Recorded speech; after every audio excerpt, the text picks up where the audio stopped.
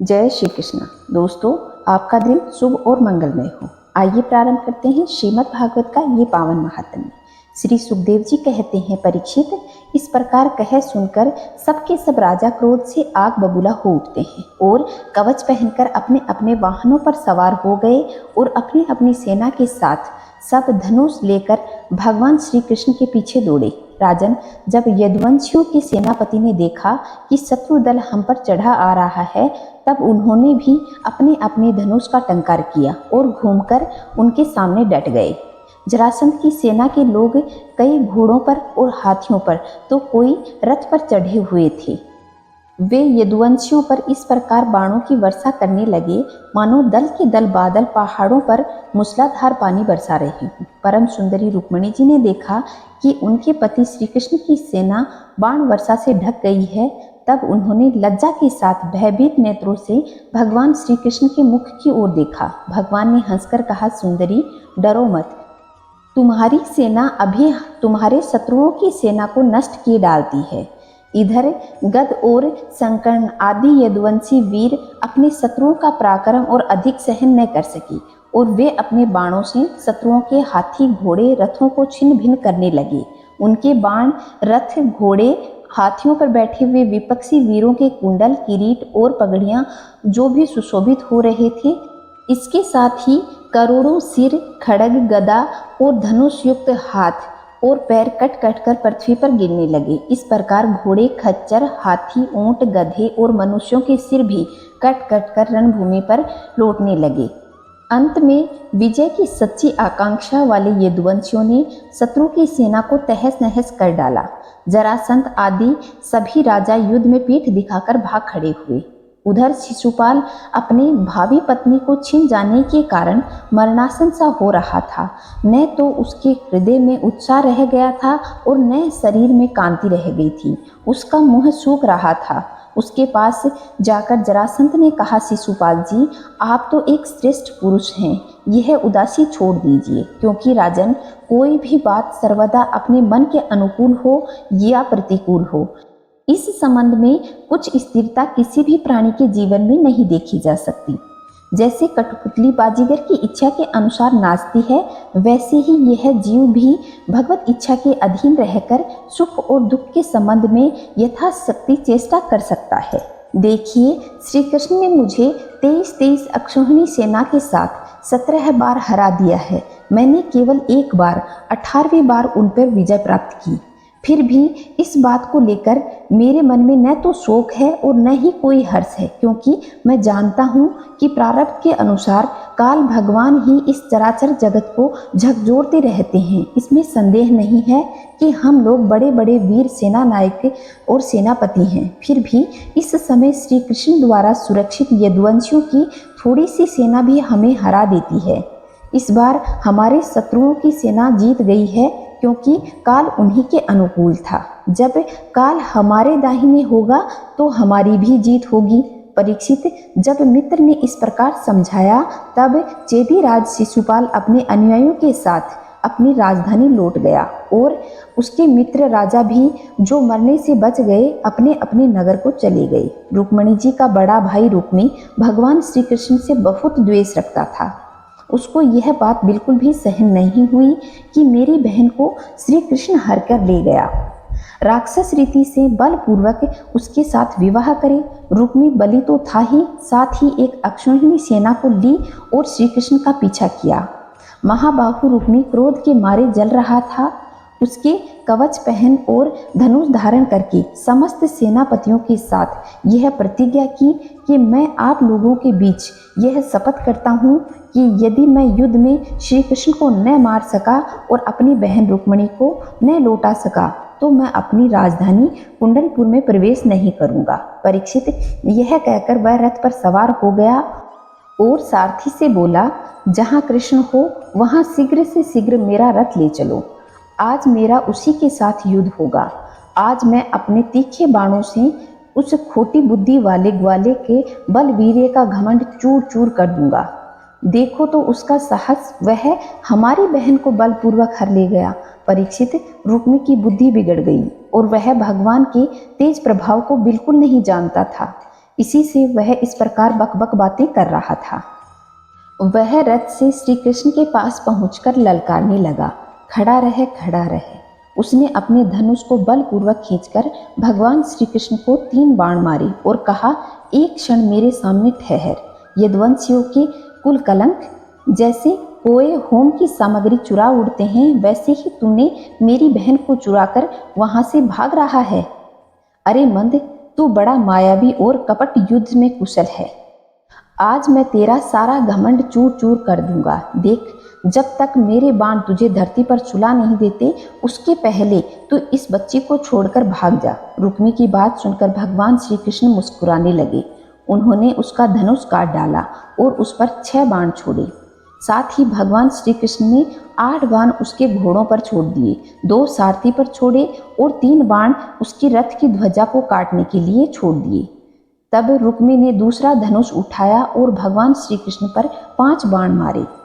उन बाणों के लगने पर उन्होंने उसका वह धनुष भी काट डाला। रुक्मी ने इसके बाद एक और धनुष लिया, परंतु हाथ में लेते लेते अविनाशी अच्युत ने उस धनुष को भी काट डाला। इस प्रकार रुक्मी ने परिधि, पट्टिस, सूल, ढाल, तलवार, शक्ति और तोमर जितने भी अस्त्र शस्त्र उठाए, उन सभी को भगवान श्री कृष्ण ने प्रहार करने से पहले ही काट डाला।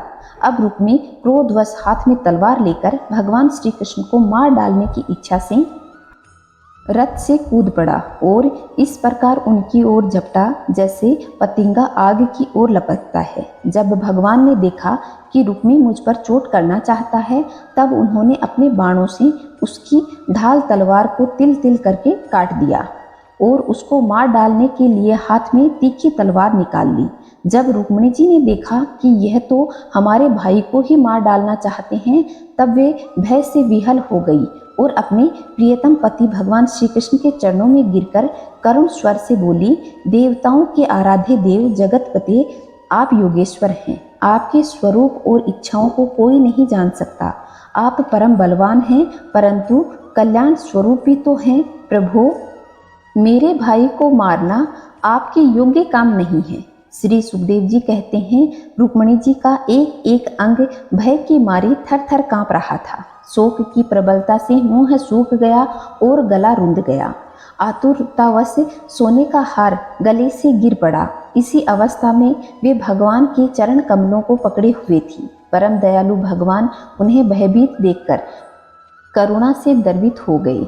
उन्होंने रुक्मी को मार डालने का विचार छोड़ दिया। फिर भी रुक्मी उनके अनिष्ट की चेष्टा से विमुख न हुआ। तब भगवान श्री कृष्ण ने उसको उसी के दुपट्टे से बांध दिया और उसकी दाढ़ी, मूछ और केस कई जगह से मूंडकर उसे कुरूप बना दिया। तब तक यदुवंश के वीरों ने शत्रु सेना की अद्भुत सेना को तहस नहस कर डाला, ठीक वैसे ही जैसे हाथी कमल वन को रोंद डालता है। फिर वे लोग उधर से लौटकर श्री कृष्ण के पास आए तो देखा कि रुक्मी दुपट्टे से बंधा हुआ अधमरी अवस्था में पड़ा हुआ है। उसे देखकर सर्वशक्तिमान भगवान बलराम जी को बड़ी दया आई और उन्होंने उसे बंधन से खोलकर छोड़ दिया और श्री कृष्ण से कहा, कृष्ण, तुमने यह अच्छा नहीं किया।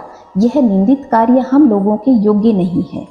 अपने संबंधियों की दाढ़ी मूछ मूंडकर उन्हें कुरूप कर देना, यह तो एक प्रकार का वध ही है। इसके बाद बलराम जी ने रुक्मिणी जी को संबोधित करके कहा, साध्वी, तुम्हारे भाई का रूप विकृत कर दिया है तो यह सोचकर हम लोगों को बुरा न मानना, क्योंकि जीव को सुख दुख देने वाला और कोई दूसरा नहीं है। उसे तो अपने ही कर्म का फल भोगना पड़ता है। अब श्री कृष्ण से बोले, कृष्ण, यदि अपना सगा संबंधी वध करने योग्य अपराध करे तो भी अपने ही संबंधियों के द्वारा उसका मारा जाना उचित नहीं है। उसे छोड़ देना चाहिए। वह तो अपने अपराध से ही मर चुका होता है, मरे हुए को फिर क्या मारना। फिर रुक्मिणी जी से बोले, साध्वी, ब्रह्मा जी ने क्षत्रियों का धर्म ऐसा ही बना दिया है कि सगा भाई भी अपने भाई को मार डालता है। इसके बाद श्री कृष्ण से बोले, भाई कृष्ण, यह ठीक है कि जो लोग धन के नशे में अंधे हो रहे हैं और अभिमानी हैं, वे राज्य, पृथ्वी, पैसा, स्त्री, मान, तेज अथवा किसी और कारण से अपने बंधुओं का भी तिरस्कार कर दिया करते हैं। अब वे रुक्मिणी जी से बोले, साध्वी, तुम्हारे भाई बंधु समस्त प्राणियों के प्रति दुर्भाव रखते हैं। हमने उनके मंगल के लिए ही उनके प्रति दंड विधान किया, उसे तुम अज्ञानियों की भांति अमंगल मान रही हो। यह तुम्हारी बुद्धि की विषमता है। देवी, जो लोग भगवान की माया से मोहित होकर देह को ही आत्मा मान बैठते हैं, उन्हीं को ऐसा आत्ममोह होता है कि यह मित्र है, यह शत्रु है और यह उदासीन है। समस्त देहधारियों की आत्मा एक ही है और कार्य कारण से माया से उनका कोई संबंध नहीं है। जल और घड़ा यदि उपाधियों के भेद से, जैसे सूर्य, चंद्रमा आदि प्रकाश युक्त पदार्थों और आकाश भिन्न भिन्न मालूम पड़ते हैं, परंतु एक ही है, वैसे ही मूर्ख लोग शरीर के भेद से आत्मा का भेद मानते हैं। यह शरीर आदि और अंत वाला है। पंचभूत, पंच प्राण, तन्मात्र, त्रिगुण इसी का ही स्वरूप है। साध्वी, जन्म लेना, रहना, बढ़ना, बदलना, घटना और मरना, ये सारे विकार शरीर के ही होते हैं, आत्मा के नहीं। जैसे कृष्ण पक्ष की कलाओं का ही क्षय होता है, चंद्रमा का नहीं। परंतु अमावस्या के दिन व्यवहार में लोग चंद्रमा का ही क्षय हुआ है कहते और सुनते हैं। वैसे ही जन्म, मृत्यु आदि सारी विकार शरीर के ही होते हैं, परंतु लोग उसे भ्रमवश अपनी आत्मा का मान लेते हैं। जैसे सोया हुआ पुरुष किसी पदार्थ के न होने पर भी स्वप्न में भोगता, भोग्य और भोग रूप फलों का अनुभव करता है, उसी प्रकार अज्ञानी लोग झूठ मूठ संसार चक्र का अनुभव करते हैं। इसलिए साध्वी, अज्ञानता के कारण होने वाले इस शोक को त्याग दो। यह शोक अंतःकरण को मुरझा देता है, मोहित कर देता है, इसलिए इसे छोड़कर तुम अपने स्वरूप में स्थित हो जाओ। श्री सुखदेव जी कहते हैं, परीक्षित, जब बलराम जी ने इस प्रकार समझाया, तब परम सुंदरी रुक्मिणी जी ने अपने मन का मैल मिटाकर विवेक बुद्धि से उसका समाधान किया। रुक्मी की सेना और उसके तेज का नाश हो चुका था, केवल प्राण बचे रहे थे। उसके चित्त की सारी आशाएं, अभिलाषाएं व्यर्थ हो चुकी थी और शत्रुओं ने अपमानित करके उसे छोड़ दिया था। उसे अपने विरूप किए जाने की कष्टदायक स्मृति भूल नहीं पा रहा था। अतः उसने अपने रहने के लिए भोजकट नाम की एक बहुत बड़ी नगरी बसाई। उसने पहले ही यह प्रतिज्ञा ली थी कि दुर्बुद्धि कृष्ण को मारे बिना, वह अपनी छोटी बहन को लौटाए बिना मैं कुंडनपुर में प्रवेश नहीं करूंगा। इसलिए क्रोध करके वह वहीं रहने लगा। परीक्षित, भगवान श्री कृष्ण ने इस प्रकार सब राजाओं को जीत लिया और विदर्भ राजकुमारी रुक्मिणी जी को द्वारका में लाकर उनका विधि पूर्वक पाणी ग्रहण किया। हे राजन, उस समय द्वारिकापुरी में घर घर बड़ा ही उत्सव मनाया जाने लगा। क्यों न हो, वहाँ के सभी लोगों का यदुपति कृष्ण के प्रति अनन्य प्रेम था। वहाँ के सभी नर नारी दूल्हा और दुल्हन को अनेकों भेंट सामग्रियां उपहार में दी।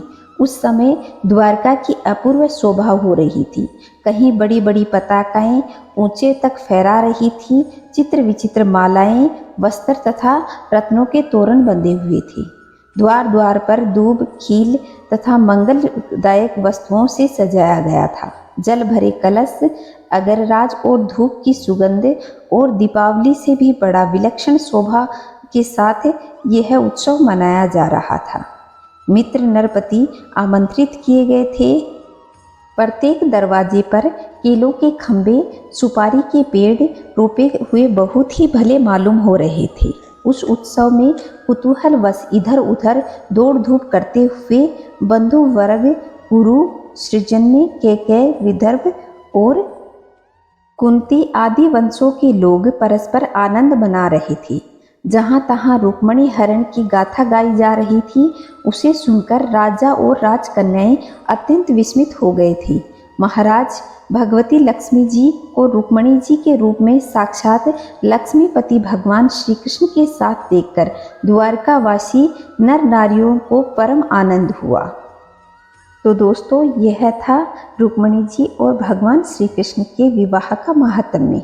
अगर आप लोगों को पसंद आया हो तो वीडियो को लाइक करें और अपने दोस्तों के साथ शेयर करें ताकि हमारे सनातन का ज्ञान घर घर पहुंच सके। अगर आपने चैनल को सब्सक्राइब नहीं किया है तो चैनल को सब्सक्राइब करके पास के बेल आइकन को दबाएं और कमेंट में जय श्री नारायण अवश्य लिखिएगा। खुश रहें, मस्त रहें, चारों तरफ स्वच्छता बनाए रखें। जय श्री नारायण दोस्तों।